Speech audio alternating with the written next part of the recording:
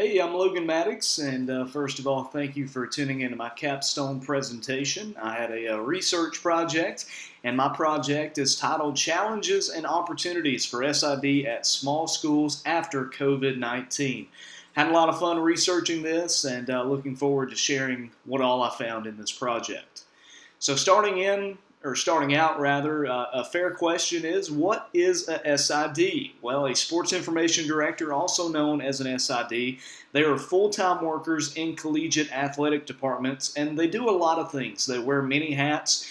They do everything from publicizing student athletes and coaches. They coordinate broadcasts. They handle media requests. As you can see, they update social media and the athletic website. They oversee photography, stats, other in-game processes, and truth be told, there are a ton of other things that SIDs do as well. They're busy, busy people. That's the profession that I've gone into, and so, during this class, I was still kind of in the process of finding a job. So with a research project like this, I wanted to find out more about the profession, and that's what I was able to do. But as is the case in any profession, the job is easier or tougher depending on your resources and your situation, and it definitely does not help when you have a global pandemic. As you can see as I pull myself over here, COVID-19 pandemic and its effects on collegiate athletics. Smaller schools were already kind of struggling financially due to lesser endowments and enrollment size, but COVID-19 placed a greater strain on them. Now, the outlook is finally improving as we sit here in 2022, getting closer to 2023, but we still have a ways to go. And some SIDs may not have a passable amount of resources, and they've got to get creative to really survive in this field. Even the smaller schools and their SIDs are getting by, so there's got to be some solutions that must have been created and found, and that's what I was hoping to find out more about in this project. This project was aiming to answer two main research questions regarding the world of sports information. The first one was, how have an SID's challenges changed pre- and post-COVID 2019? And research question two, what solutions and current trends have assisted SIDs at smaller schools, especially those dealing with resource deficits following the COVID-19 pandemic? So the world of sports information hasn't had a lot of research over the last, couple of decades, but even despite that, there's a lot of resources that have been able to shed light on the industry in a way, and they serve as useful resources that have been applicable to this study. One of those talked about the pandemic and schools having to cut athletic programs to stay afloat. And, this goes under the subtopic financial adjustments, reducing employees and teams. In the case of Old Dominion University, it was the team, their wrestling team. They had to completely cut their wrestling program because they simply didn't have enough money during, the pandemic to keep it going. So all those players who were on scholarship had to find a new home out of nowhere. Virginia, who's truthfully known as an athletic communications power. They've always been towards the top in COSIDA with awards. Instead of cutting down any of their programs, they decided to lay off employees because that was the only way they were able to stay afloat. They laid off tons of employees, and they removed a lot of open positions as well. And then the University of Texas out in Austin, they laid off 35 employees and furloughed nearly a dozen more. So while a lot of people thought maybe the pandemic was just affecting the smaller schools, the literature review helped to show that it was definitely affecting the powerhouses as well. Continuing to talk about the financial adjustments, these were just the problems at the big schools. Now, we mentioned a lot of people thought it was just going to be at the smaller schools. Well, many of the smaller organizations, they were already just having maybe 2 or 3 at the most full-time workers. Instead, they found themselves having to rely more on graduate assistants or student assistants to help their main SID or their main 2 SIDs.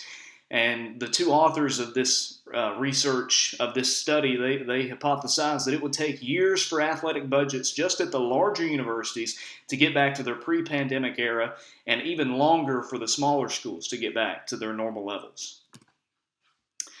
As for some emerging technologies, some SIDs might find themselves in a resource deficit, but there's no shortage of new inventions to make their job easier. That's the good news.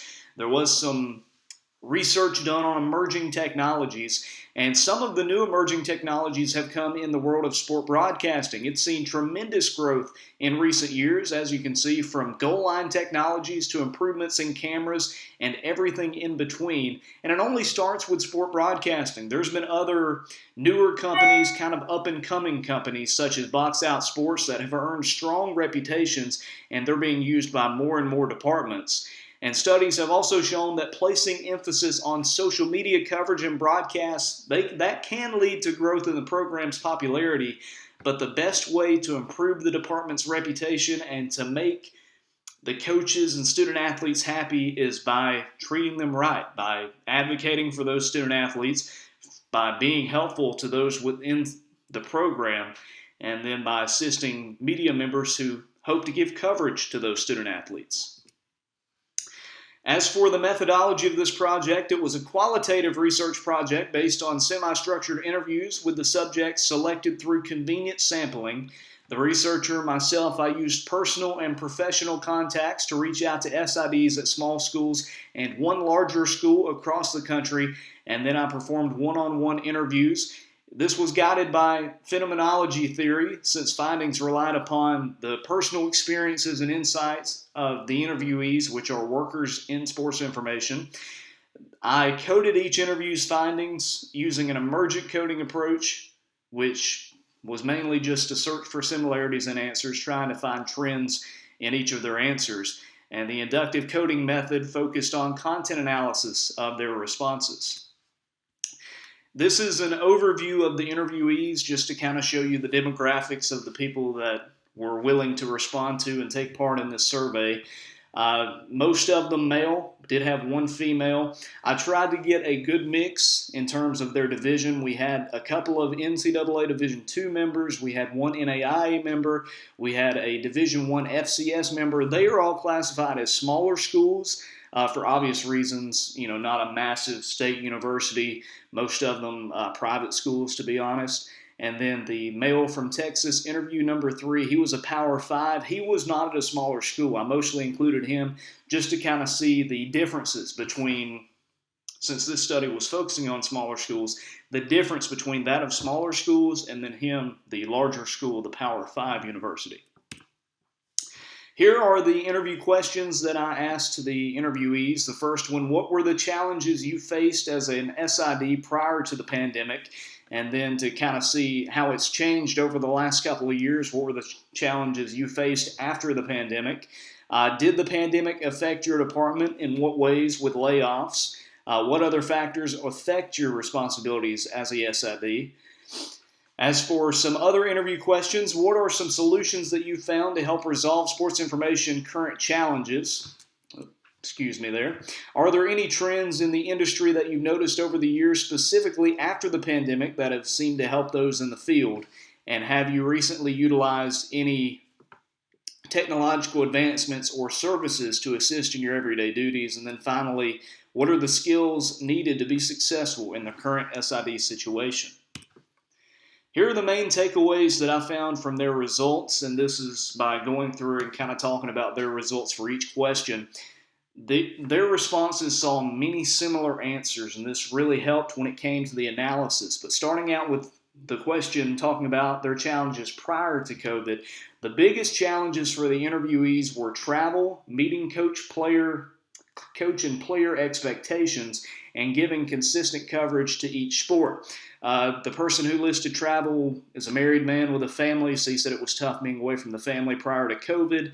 Other SIDs felt that it's always been tough trying to meet the expectations of the people that they work for and with. And then finally, others work at departments where they don't have as many full-time workers, so it's not as spread out. You're having to cover 2, 3, 4 sports at a time, and you're just not able to give the same amount of coverage as maybe that of a larger university. With the challenges that have come about after COVID, one interviewee mentioned political struggles with mask mandates, saying that a lot of people stopped coming to their events, stopped supporting the school because they didn't agree with the mask mandates that the university or the state university system had to enforce.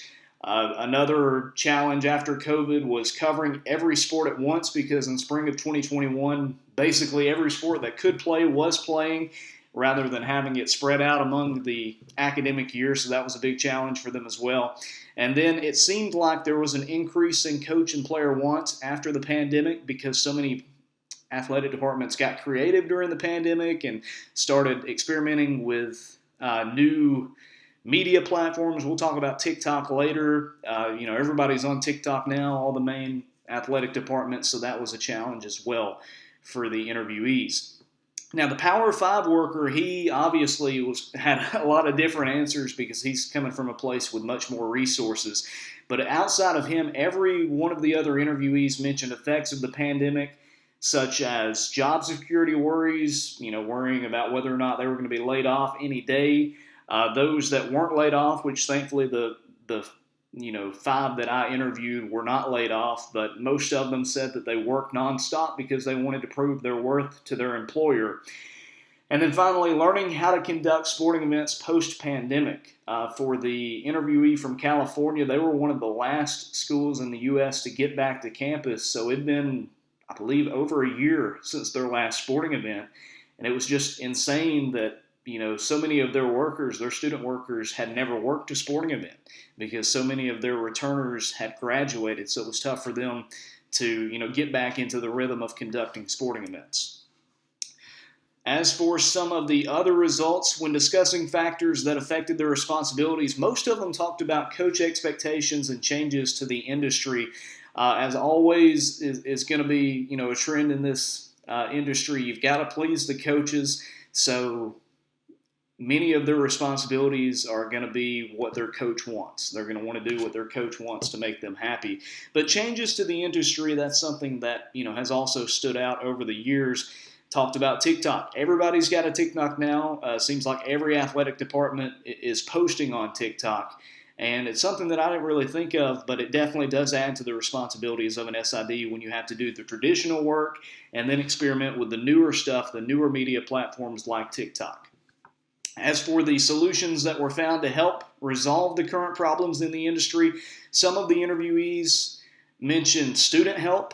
They really started using student assistance after COVID-19, and they said that was a big benefit. It saved them a lot of money, and it helped prepare those students. Again, this is something we'll talk about later in this presentation. And then Box Out Sports Subscriptions. It's a new company that's a content generator. Several of the interviewees have said that they love this service, that it saves them a ton of time, very helpful in their day-to-day routine, and that's something that they found after COVID, which is when Box Out Sports really gained popularity. Post-COVID trends or technological advancements that have helped the interviewees, again, utilizing student workers, saving them money, making life easier, helping out the student workers as well. Using ESPN Plus and Flow Sports or freelance broadcast companies for their productions. As we talked about on the What is a SID slide, a lot of SIDs, especially at the smaller schools, have to oversee their broadcast productions, and that's a lot of effort, takes a lot of time as well. So pushing it off to ESPN Plus, Flow Sports, bringing in freelancing broadcast companies to worry about that. While it does cost more money, if you're, from what I can tell from them, if your organization, if your department can afford it, it's worth it to save that headache. And then with the final question, asking about the skills, what skills were necessary to succeed. Some of them that stood out were adaptability, which is pretty self-explanatory there. You have to wear a lot of hats in this industry, so you got to be adaptable. A willingness to learn, and then having a strong work ethic, which I think both of those would work really in any industry as well. Looking at the analysis and answering the 2 research questions, if you'll remember, the first research question was how have an SID's challenges changed pre- and post-COVID-19? 2 definite themes stood out for those challenges. They were coach expectations and changes in the industry. And those challenges, truthfully, they've been around since the dawn of time, it seems, because those are the main 2 things that SIDs have had to worry about since the start of the profession. So I found that there really hasn't been any significant changes to the challenges that SIDs face pre- and post-COVID.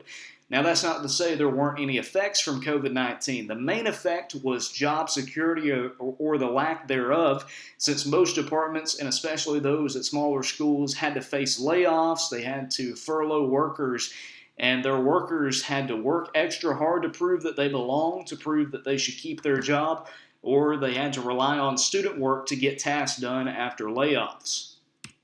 Then with the second research question, it was what solutions and current trends have assisted SIDs at smaller schools, especially those dealing with resource deficits following the COVID-19 pandemic. A handful of solutions stood out from the study, and we've talked about them already here in this presentation. The biggest one was student work. It's been a godsend for many of the interviewees. As already talked about, it's cut costs, it's helped professionally prepare students at their institution. It's just been a win-win situation for these universities. And it's something that, maybe they wouldn't have found out about, or maybe some schools wouldn't have experimented with had it not been for COVID-19. User-friendly graphics software like Box Out Sports, it's helped in a big way for the SIDs and made their lives a little bit easier. And again, this is a company that really blew up during COVID-19 when SIDs just didn't have the time to do as many graphics, in that spring 2021 season when so much was going on.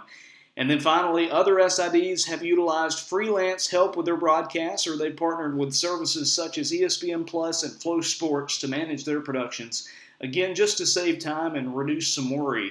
And this is something else that we've seen more and more conferences and schools take part in these deals after COVID-19. That's it for this study. It was a great study. Really enjoyed it, learned a lot. Here are my references, and I'll move so you can see that top reference. But I thank you for taking the time to watch through this video. Again, this was a great class, a great project, and felt like learned a lot about sports information, so I'm thankful for the opportunity.